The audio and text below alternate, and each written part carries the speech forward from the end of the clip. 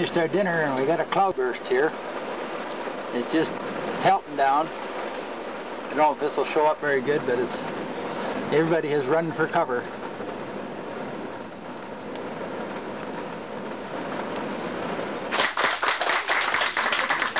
Thank you to the Manitou Pioneer Museum and many volunteers. I'd like to open with Candace Nutbrown with our national anthem.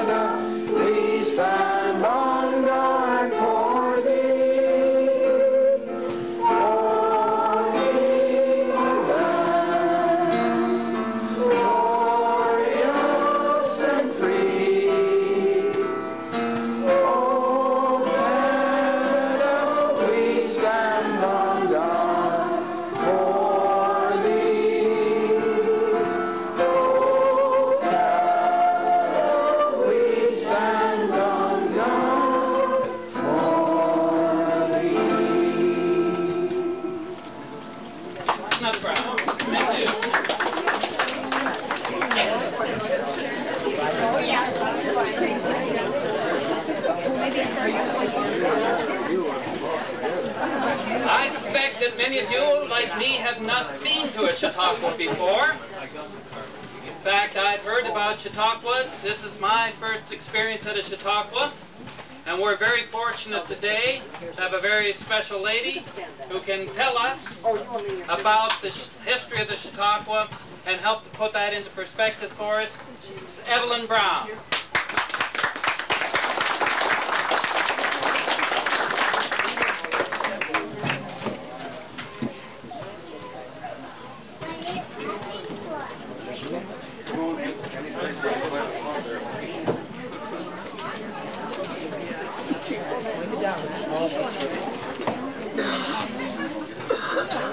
Good afternoon, ladies and gentlemen, and boys and girls.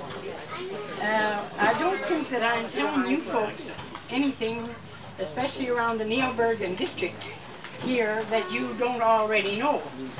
Because as I say, Jean Ball asked me, I guess way in April, would I do this? I said no. I had 1,000 excuses. I couldn't do it. I don't remember it. All the rest. But I think as a warning to all of you, that if Jean Ball asks you to do something, you better volunteer. But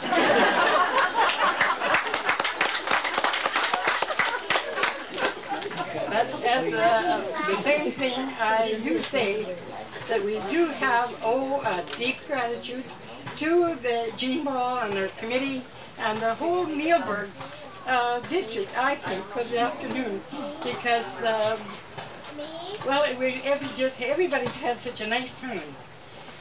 Well, I'm always liking to know the history of things, and I'm wondering here if we could have a show of hands of how many people were ever at the original Chautauquas.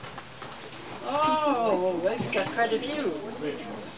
And it's, I think that the first one was held in 1922 they got the original concert that they had then. One of my big excuses, Eugene, was I couldn't remember anything about Chautauquas.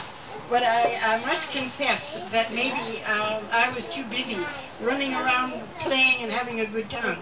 Can you hear me? No.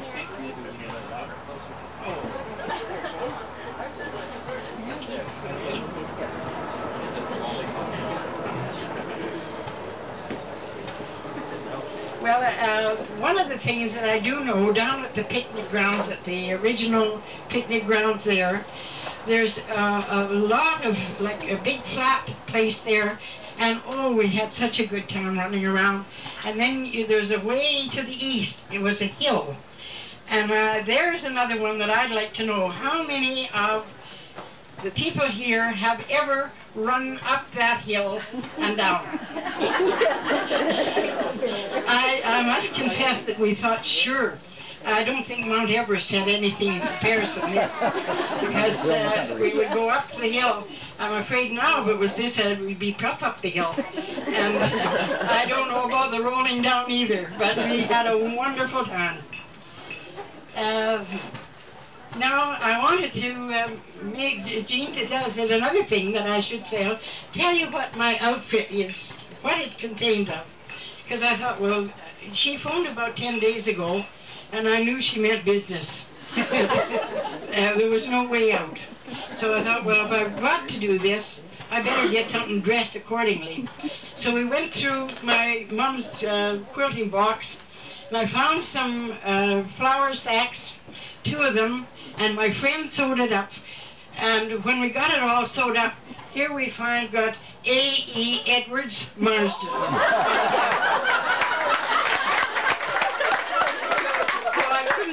About it then I can't get it out. My apron did belong to Mrs. Coombs. Now she is a first cousin of Jim McCulley. I believe lived in the Cozy Nook area, and that was her apron. And my hat I borrowed from my friend. It's 1935, and it was a pink hat. But she said, I suppose maybe she had to have it for a funeral, and she had no other hat, so she took and dyed this with black shoe polish. So I must confess, when it was raining, I thought, oh, if it comes down, I might be on the bus going back to North Alfred. But now I have, again, memories of the Chautauqua days. They were especially written today by Margaret Johnson Hannah. Now, Margaret is the eldest daughter of Mr. and Mrs.